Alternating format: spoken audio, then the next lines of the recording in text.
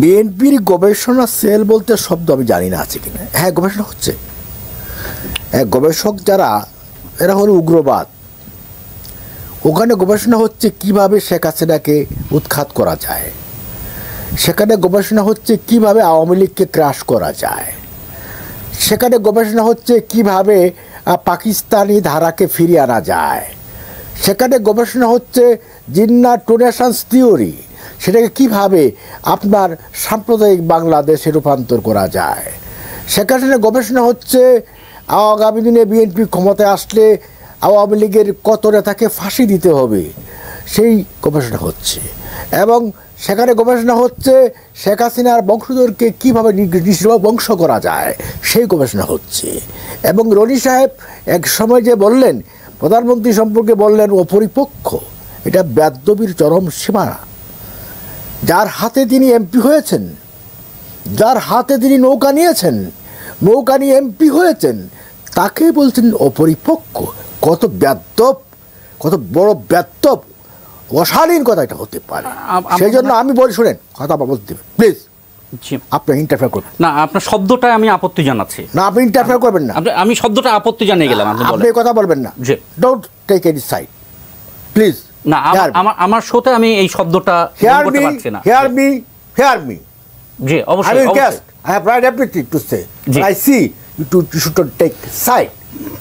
অপরিপক্ষ শব্দটা বলে উনি যেভাবে বেয়াদবি করেছেন, সেই বেয়াদবির চিন্তাও আমাদের করতে হবে।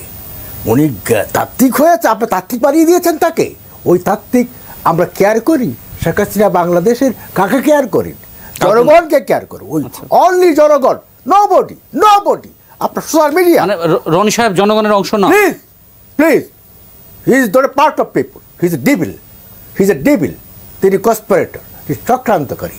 তিনি আর্টসের গ্যানেট তৈরি করছেন না, বা আর্টসের গ্যানেটকে পারচেস করছেন, কীভাবে ক্রাশ করে শেখ হাসিনাকে মারা যায়, শেখ হাসিনার মিটিকে মারা যায়। এবং তিনি এখন চক্রান্তের পথে আছেন, কীভাবে how to out Sheikh Hasina, how to kill Sheikh Hasina. সেই চক্রান্তকারীদের তিনি একজন। তার এই মেধা, এই মেধা দিয়ে তিনি তাকে এখন আপনাদের গ্রেপ্তার করে নিয়ে যাওয়া উচিত। তাহলে in time you see, you will sit there, you will see tomorrow what will be happen. I tell you, গোলাম মাওলা রনি, আপনি যদি বলেন আপনার বিরুদ্ধে ভয়াবহ সব অভিযোগ মানে মারাত্মক, বিপজ্জনক। মানে সবচেয়ে ঘটনা হলো যে ভেরি ডেঞ্জারাস। এই সমস্ত মানুষ আওয়ামী লীগের নেতৃত্বে, যারা ক লিখতে কলম ভাঙে 10টা, এই সমস্ত মানুষ আওয়ামী লীগের নেতৃত্বে আসার পরে আজ কিন্তু আওয়ামী লীগের এই অবস্থা। Sheikh Hasina is in danger.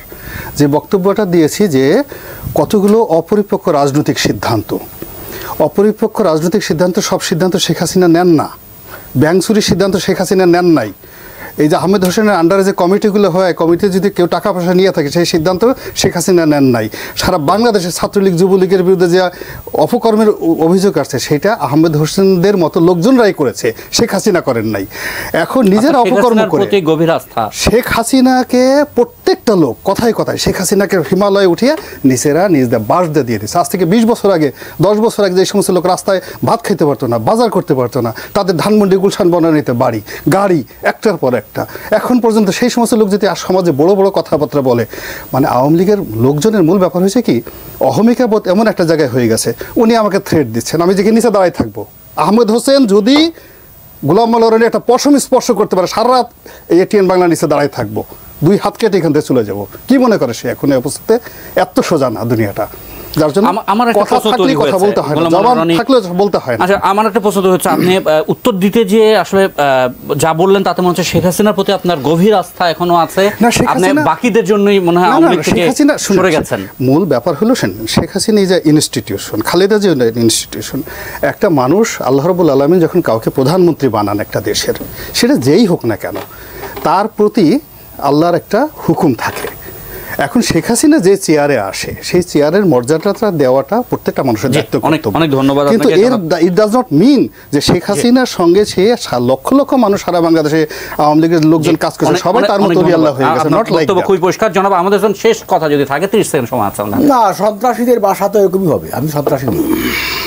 রাজাকারের সন্তান, রাজাকারের বংশধর যারা, তারাই আহমদ হোসেনকে থ্রেট করতে পারে। আহমদ হোসেন ফ্রিডম ফাইটার, আহমদ হোসেন পাকিস্তানের সাথে যুদ্ধ করেছে। কাজে রাজাকার যারা, রাজাকারের সন্তান বংশধর যারা, তারা একজন মুক্তিযোদ্ধাকে এইভাবে অপমানও করতে পারে। যে আহমদ হোসেন পাকিস্তান আর্মির সাথে যুদ্ধ করেছে, কাজেই রাজাকারদের সাথে যুদ্ধ করা এটা কোনো কঠিন বিষয় না। উনি কিন্তু চ্যালেঞ্জও করেছেন আপনাকে। উনি চ্যালেঞ্জ কি করেছেন? ওনার সাথে কি আমি কি সন্ত্রাসী? আমার হাতে কি আর যে গ্রেনেড আছে? ওনার কাছে গ্রেনেড আছে, ওনার পকেটে না থাকলেও ওনার চারপাশে নিশ্চয় উগ্রবাদী গোষ্ঠী দাঁড়িয়ে আছে, ওরা আমাকে হত্যা করতে পারে। এরা তো সন্ত্রাস। আপনাকে যাওয়ার পথে কি আমাদের মানে পুলিশি পাহারা দিতে হবে? No need, I am self, no need of support. আমার মানসিক শক্তি, আদর্শের শক্তি, নীতির শক্তি, বঙ্গবন্ধু আদর্শের শক্তি। অনেক ধন্যবাদ জনাব Ahmed Hossain. Don't help me young man, don't support me, আমি এনাফ টু ফেস। আচ্ছা, আমরা সাপোর্ট করি না করি আপনাদের দুজনের জন্য ভালোবাসা থাকলো। আজকে এখানেই থামবো, ভালোবাসা দিয়ে থামবো।